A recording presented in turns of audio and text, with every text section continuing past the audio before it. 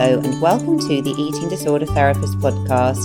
This is a podcast to help you find peace with food and overcome disordered eating. And I'm Harriet Frew, aka the Eating Disorder Therapist. And I'm so excited to share with you all kinds of stories, tips, information and guest interviews to help you on your journey in finding peace with food. So thank you so much for listening today. So today it's me, and I'm going to be talking about how to begin to break the cycle of binge eating and then relentless over exercise. And this is a topic that I've had many requests to talk more about this.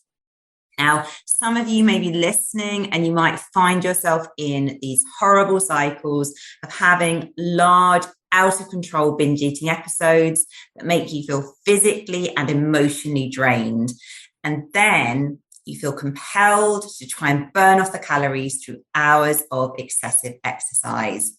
Now, when this happens, the exercise is not joyful, it's not happy movement. Rather, it's a relentless, punishing and punitive thing that has to be endured, even if you're weary and exhausted, and it can go on for hours of the day. Now, some of my clients are wedded to their fitness trackers and having to walk numerous steps per day. This can sometimes involve extensive walks or pacing around the house to achieve their required step target. Or it can even involve walking on the spot before getting into bed to achieve the number of steps that they think they should do for the day. Now, I think in the culture where we're just told to move, eat less, move more, that's a consistent message, isn't it? And sometimes I think we can forget that over-exercise is a problem. No amount of exercise can feel wrong. And you might even be outwardly praised for the amount of activity that you're doing, because I guess as well, no one's probably really understanding what's going on behind closed doors. They're seeing a snapshot of your life. So how do you begin to interrupt the cycle? Do you focus on binge eating first, or do you focus on the over-exercise first? Now, I think it is a bit of a chicken and egg scenario, and there's no one right way of doing this, as with many things. But I'm going to talk through some steps for you to consider, and then maybe you think about how you can take this information and personally begin to interrupt your own cycle of binge eating and over-exercise. So I always think the first step when we're engaging with any form of change, disordered eating behavior, is to get real about the problem. Because often we're in this relentless cycle, it's become normal. We've become quite distant from how harmful, how detrimental it has become to daily life. And it's just sort of become something that we do. So firstly, getting real about the problem. Over-exercise is not healthy. You may be caught in a dangerous thought pattern where any amount of exercise is good, right, healthy, the thing to be doing, regardless of the costs.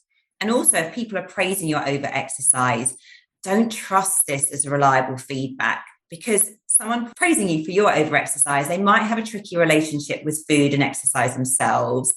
But more importantly, as I said a few moments ago, they're praising one aspect of your behavior, not really knowing the truth of the situation. So you're not really getting objective feedback there.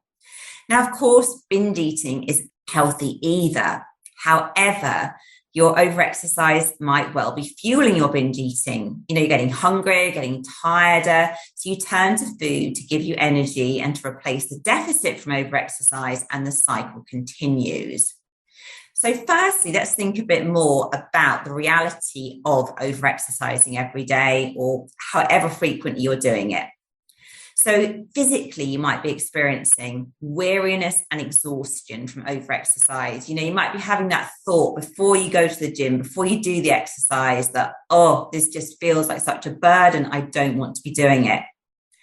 You might be experiencing injuries like stress fractures, things like that just like little niggling injuries that don't go away, and that you're kind of constantly having to sort of deal with them on a daily basis and really impacting your mood and well-being. Of course, for the longer term, you might be at risk of more things like osteoporosis. If you're over-exercising, maybe not having your period, it's going to impact your bone health for the longer term. Of course, I'm talking females here. for the osteoporosis and menstrual cycle link. Dehydration as well, frequent injuries, and poor immune functioning. Now, often if you're over-exercising, you may just not be feeling optimal. You may be kind of catching all kinds of bugs because your immune system is really compromised. And what about the emotional and social symptoms as well? Now, I think sometimes as well, these can be so impactful because you might feel like you have to do all these steps or go to the gym for so many hours. So it prevents you socializing with your friends. It prevents you relaxing. You might feel increasingly isolated due to the demands of your routine. And you might feel anxious and irritable when you're unable to exercise. You might actually feel really dissatisfied with your body. You're doing all this exercise, but it feels like it's never enough and you're still not getting the results you want. And you may just really struggle to concentrate with day-to-day things because you're always focused on maybe what's happened with your eating or what's happened with the exercising. So what's really important is face the situation head on, recognize how detrimental this has become to your daily life. And then what you can do as a first baby step is make a commitment to reduce your exercise regardless of your eating behavior. Now, we are going to be talking about tackling binge eating in a moment. So I really recognize you might be thinking, oh, I can't do that, until I've thought about how I'm going to work my binge eating. I think in itself, just taking that step to recognize that your exercise is not healthy and to think about what's a baby step to cut down can be really impactful. So what might your first step be? So it might be reducing your daily step count.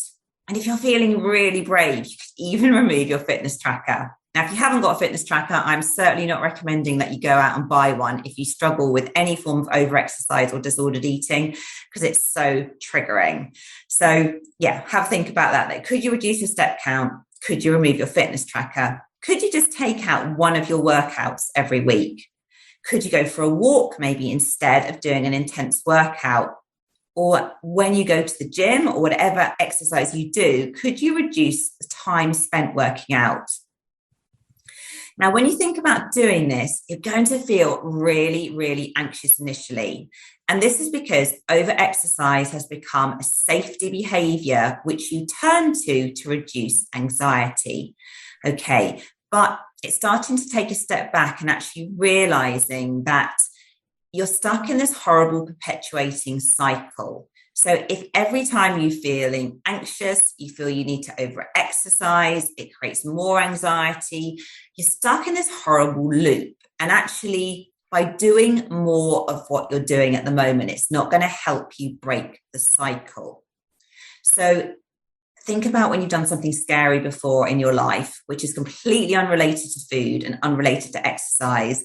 Think about how it was scary. Think about how you actually managed to take a risk, do something different, and you survived and you broke through and came out the other side.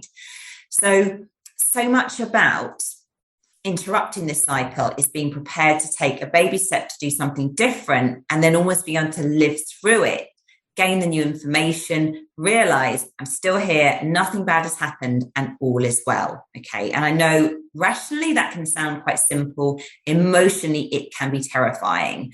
So if you think about reducing your exercise, you might be kind of left climbing the walls. It's okay. It's normal. You will get through this. And people generally find that the thought of change is much worse than the actual change itself. So I'm going to repeat that. People generally find that the thought of change is much worse than the actual change itself. So hold that in your mind. You'll probably be catastrophizing about what's going to happen. Your head will be telling you all kinds of stories about how you won't manage. So you might need to have some support in place to help you manage the change. So maybe you can get a friend on board who's really understanding, who can keep you accountable. Maybe you need to even, talk to someone, express what you're doing. Maybe you can write in your journal about what's coming up for you. And you might even need to actively fill the time with an activity that offers distraction when you would have been exercising previously. So it might have to be something that keeps you sort of occupied, like an arts and crafts activity. It could be writing in your journal. It could be maybe just doing a less intense form of the exercise. So rather than going to the gym, going for a walk. Now, once you've adjusted the initial change, you can then think about what you might do next. Now, I'm always banging on about this, that the baby steps add up to a great deal. We always overestimate what we can achieve in the next 2 months, and we completely underestimate what we can achieve in the next year. If you start to reduce your exercise by a small amount every week for the next year, just think about the cumulative impact of that. So don't be put off by making just little changes. Underwhelming changes sometimes are the best ones because they can be the sustainable ones. Sometimes doing too much too soon can leave you too far out of your comfort zone, and then you retreat back to the old way of coping. So make that first step with reducing your exercise. It doesn't matter how small it is. So what about addressing binge eating? Now, binge eating happens across all the eating disorders and within disordered eating itself. So you can have anorexia nervosa, bulimia nervosa, binge eating disorder, OSFED, or have disordered eating and be experiencing binge eating behavior. It's not unique to any one eating disorder. Now, binge eating, I've been there myself with binge eating. I know what a debilitating and horrible behavior it is to be caught in, and how physically and mentally it's incredibly destructive. And some of the things that my clients said about binge eating is a complete loss of control around food. It's not rational or conscious, and sometimes I can't even remember it happening. It can have a really dissociative feel to it, as though I've almost left the planet for a few moments or hours. It's like a frenzy of secretive eating. Nothing matters more in that moment than finding food and eating it. It feels like an addiction. Chocolate, pastry, cereal, croissants, bread, every single thing that I have avoided with an iron rod of willpower for days, that is the food I eat. So with binge eating, sometimes binges can be planned like a ritual and can involve someone buying special binge foods, or they might be much more spontaneous and just happen out of the blue. And people may go to extreme lengths to access food. For example, even eating sort of discarded food that's been put in the bin, or even stealing food. So binge eating creates an awful lot of shame. Now, when you binge eat, fleetingly, you often feel euphoric and high from eating the food, but it doesn't tend to last very long. And quickly, a black looming cloud of shame descends, and the reality of the situation sinks in. And then you might think, what have I done? You might feel guilty. You might feel disgusted with yourself. You might feel a high degree of self-loathing. And often I think as well, every time we binge, we often think, this will be the very last time. And of course, this intention, it doesn't really last because we're in a cycle of binge eating, and very quickly we find ourselves kind of back in that cycle again, feeling out of control, eating, and never satisfied. So after a binge, people often want to starve and purify their body from all the food. So sometimes you might vow not to eat for several days, but often that's really hard to do this. As human beings, we need to eat regularly. So often, we might try and starve for a bit, but that leads us back to binge eating. And then leading it back to the over-exercise as well. After a binge, there's often a desire to burn off all the food. And then this can often be hours and hours on the treadmill or doing some form of relentless exercise that is exhausting. So if you want to reduce your over-exercise, working on the binge eating can be such a valuable first step. But as I said, it is a bit of a chicken and egg thing. So anyone that's listened to my podcast episodes before will have a bit more of an understanding about what can trigger binge eating, but I'm going to sort of go into it in a bit more depth here now. So what causes binge eating? So I guess there's the physiological triggers, people with binge eating disorder or who are binging in whatever their eating disorder, usually restrict their diet or put certain dietary rules around food. And the binge eating then physiologically is quite often driven due to hunger, physical deprivation, and also mental deprivation. And also as well, emotional triggers are very significant. And often, even though binge eating may have started off due to physiological triggers, very quickly emotional triggers kick in, and people might binge in response to sadness, anger, loneliness, even feeling happy. And often people that are binge eating are out of touch with their emotions. Food is the sort of turn to before the emotion is even felt. So we've got the physiological triggers and we've got the emotional triggers. So first of all, trying to deal with the physiological triggers is the helpful part to reduce binge eating, because if you don't stabilize your body's physiology, it's almost like you're on a tightrope and you're not going to have any emotional resilience to deal with the emotional stuff that life throws at you. So first of all, it's trying to see dietary restraint as the problem. Binge eating rarely springs from nowhere. Once you've been doing it for a while, it certainly has a habitual element to it, and triggers become more emotional, more habitual. But at least initially, it's normally preceded by some kind of restrictive eating or dietary restraint. And you might think, well, I'm not dieting, so that's not me. Now, I have worked with so many people who think they're not dieting, and maybe they're not on some crazy 400 or 800 calorie starvation regime. However, there may still be lots of rules in place and they're probably not eating enough. So dietary restraint can take a number of forms. So one of them is delaying eating. So someone will often just say, I'm not hungry now, I'll just wait a bit longer. I don't want to start eating because once I start eating, I feel I lose control. So let's just look at my fictional client, Jane. So Jane would miss breakfast to delay eating as long as possible. She would then push back lunch in an attempt to reduce the amount of food over the day. So she might not be eating lunch till 2 or 3, then pushing back dinner to maybe 9 p.m. if she could make it through to then. So what she will be doing is just trying to keep pushing back the eating because of this strong fear that once I start eating, then I just can't stop. But actually what happens is when we delay eating, we've often got over hungry. So then actually when we come to eat, we feel really out of control. So it's a form of dietary restraint. The second form of dietary restraint is eliminating food groups. So definitely in recent years, carbohydrates have often been seen as the enemy. In the olden days, it was more fats. So it's so common that someone who binge eats is following a diet where certain food groups have been really reduced or maybe eliminated. And it's so common for people not to be eating enough carbohydrate, perhaps trying to fill up on protein and vegetables. And this isn't usually sustainable and leaves out as well that kind of yum pleasure factor that we really need from eating. So, for example, my fictional client, Emma, she started out with healthy eating and then her diet had been reduced to protein shakes, vegetables, fruit, and not a lot else. Not eating enough healthy fats or carbohydrates, just a very sort of limited and not very pleasurable eating plan.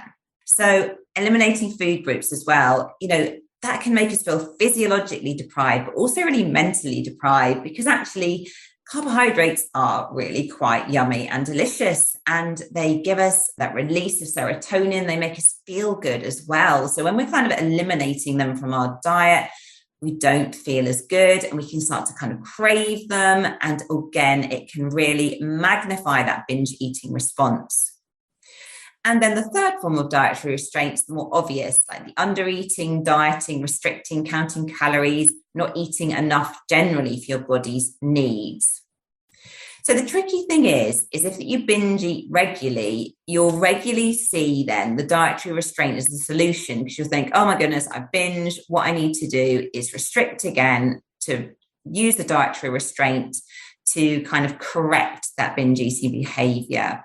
But if you do that by trying to gain control, by introducing more rules, etc., it's not sustainable. And you inevitably end up binging again, and the cycle continues, and it is horrible.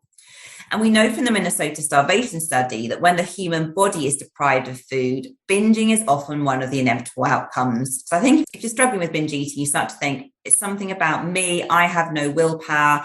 I have completely messed up my hunger and fullness cues.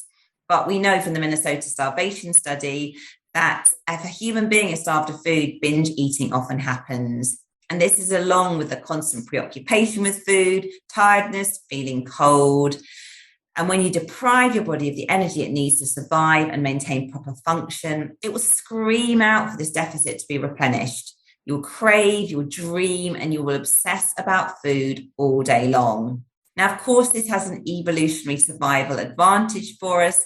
Our ancestors would have been regularly faced with fluctuating availability of food. So we are programmed to restore the deficit of energy experienced in the famine when food is then available in the feast. Your body will fight back. So if you genuinely want to stop binge eating, you need to accept that you need to give up on dietary restraints.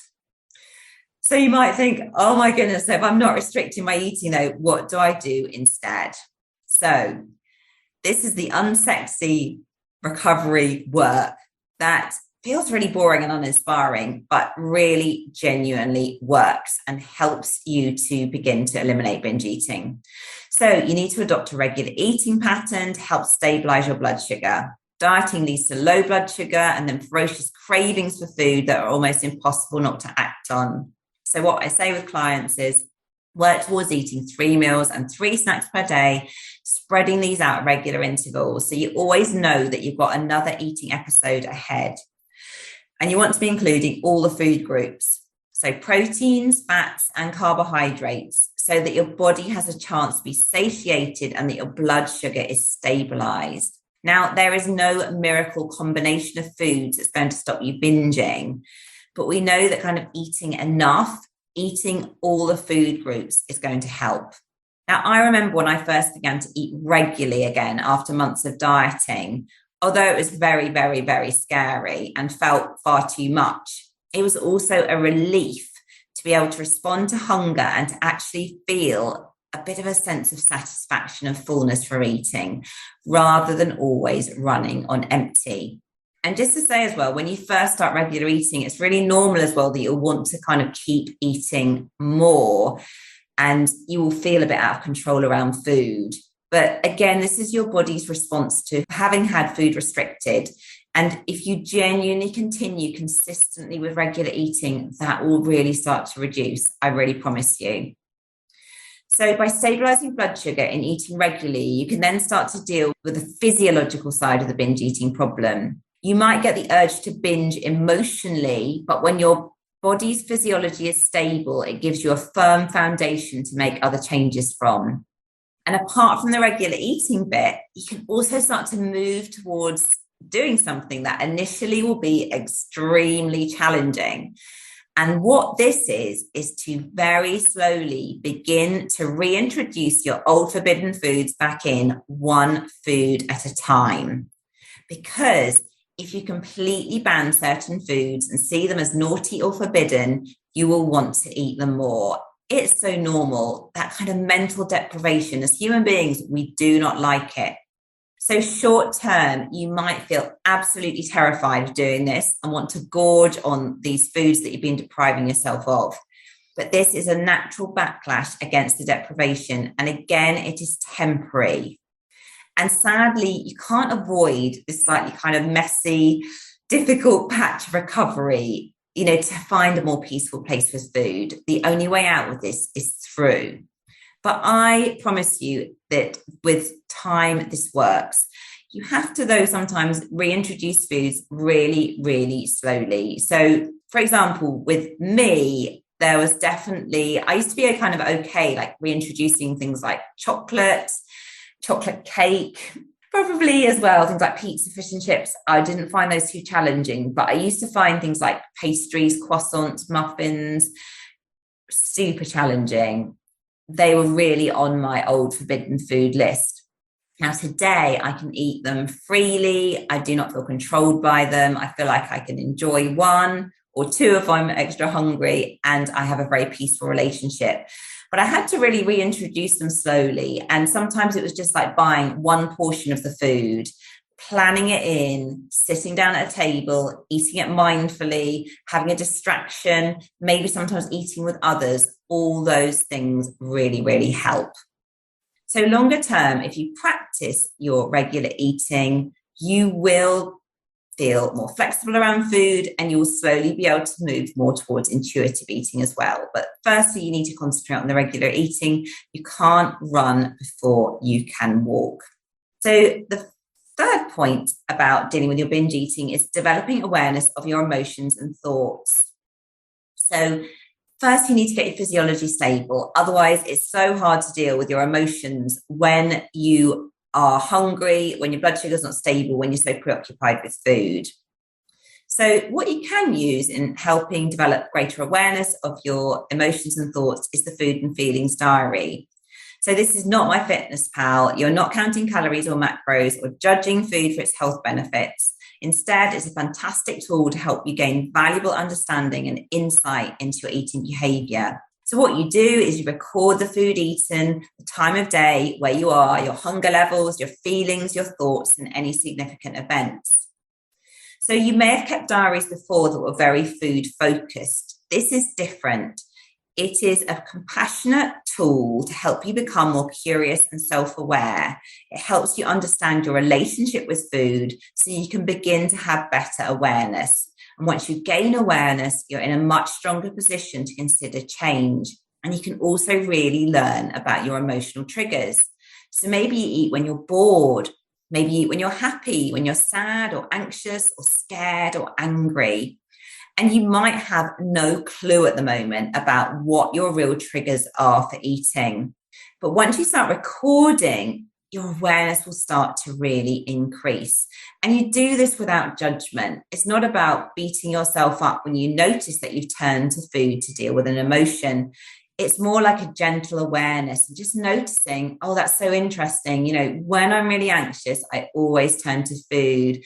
So that just really shows me that I have a need there to be able to soothe myself when I'm anxious, maybe in a different way. And it's not to say that all emotional eating is wrong, but if we always turn to food as our number one way of self-soothing, then that is more problematic. So you can start to really consider as well, when you identify the link between emotions and eating, you can think, what is it that I really need in these moments? Do I actually need food? You know, it might be that you've become hungry and you need to fuel yourself. Can you start to name your feelings? Can you respond helpfully to them? Can you reach out for help maybe if you're really struggling? Now, if you find this area particularly tricky and you feel so dissociated from your feelings, you might want to think about having some counselling or at least talking more openly to a friend and sharing some of your vulnerabilities. And I guess as well, if you're going to be open with a friend, it's really important that you open up to someone you can really trust, someone who's accepting and a good listener. So alongside connecting more with your emotions, as well, it's about thinking about your thoughts. So with 60,000 plus thoughts a day running through your mind, and many of these being repetitive, you will understand the power of your thinking. Our thoughts, mood, and behavior are all interlinked.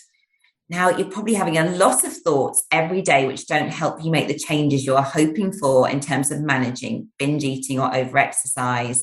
So you might think, oh my God, I've blown it when you eat the cookie. And then you'll feel anxious and you might then punish and eat more than ever. You might think, I'm too fat, I hate my body. You then feel disgusted.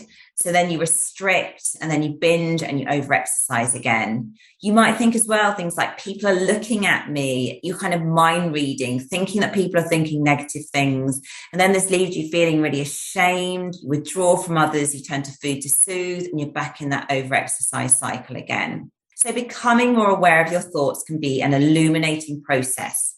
The food and feelings diary can be a brilliant way to shine a light on unhelpful thought patterns. And through this awareness, you begin to notice how you talk to yourself. And it's so common that people with disordered eating can be incredibly self-punishing and self-critical, when this, in fact, then just keeps the binge eating going. You may be very unkind, punishing and critical of yourself. You may feel that you never meet your standards. Being judgmental and unkind doesn't help you. You might hope that it will drive you into action, but usually it simply demoralizes you and keeps you stuck and helpless. So instead, you begin to think about how you can be a bit kinder to yourself in your thoughts, actions, and behaviors. Now, we all respond to kindness and encouragement much more positively than beating ourselves up and judging ourselves, which leaves us feeling helpless and like giving up. And think about if you were trying to encourage a friend, you wouldn't go in with all the judgment and harsh criticism, would you? you'd be really encouraging them to make the change, to be accepting, you'd be cheerleading them on. And actually, you absolutely deserve the same. So I hope that section of this podcast has given you some insight into how to stop binge eating. So in summary, stopping the dietary restraint, because it will only inevitably lead to binge eating. Focus on eating in a way that promotes stable body physiology. So that's regular eating all the food groups and slowly reintroducing your forbidden foods, one food at a time. And then also becoming more aware of your emotions and your thoughts, because self-awareness is just amazing knowledge and it is the first point of change. And just to say with that as well, change is a very frustrating process. I can think in my own journey how I had to go through almost excruciating self-awareness without change for quite a bit before I was able to make the change. So I would kind of regularly find myself back in the position of thinking, oh, I've done that thing again. There I go again. And noticing what I was doing, but not being able to make the change at that point.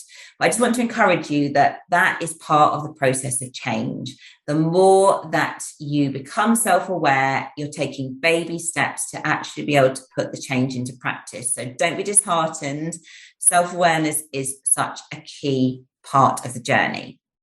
So thirdly, once you begin to reduce your binge eating, you can work further on challenging your relationship with exercise and movement. Now, it's very common if you have an eating disorder that you'll be completely out of tune with your body and its signals. You might regularly push yourself to exhaustion, over hunger, not resting, always doing. You'll be driven by that eating disorder voice to keep going no matter what. You'll be driven by that internal critic who chastises you for not being productive and calls you lazy, even if you think about sitting down.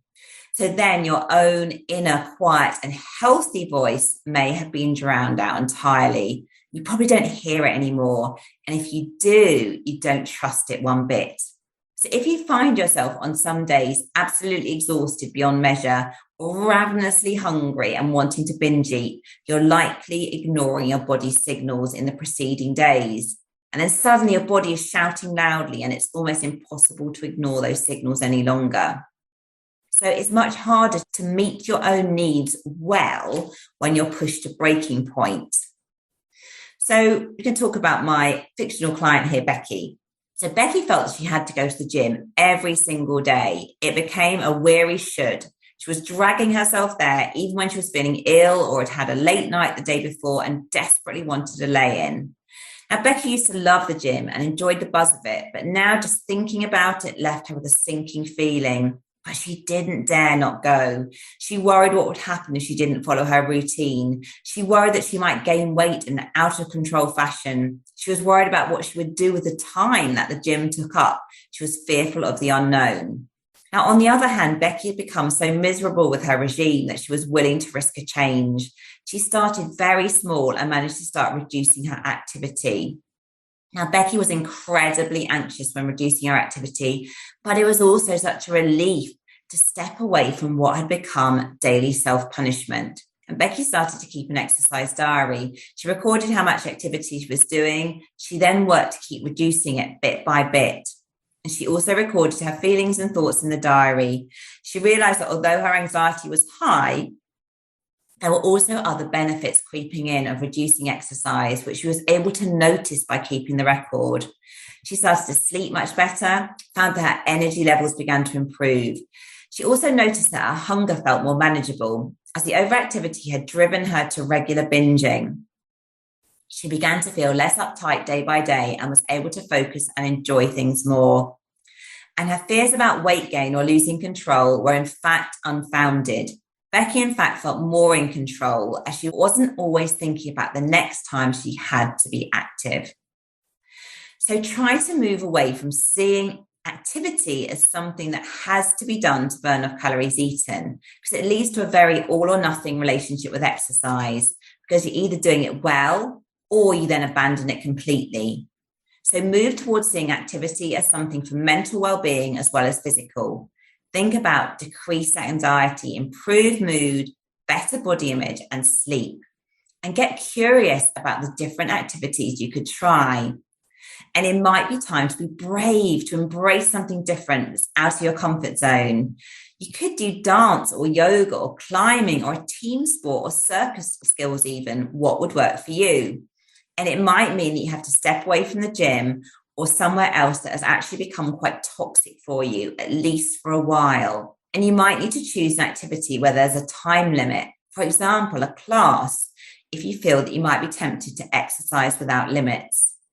And it might take a little while to transition towards a different relationship with exercise. Don't give up, though. It's absolutely worth it. So, in summary, being stuck in a cycle of over-exercising and binge eating is exhausting.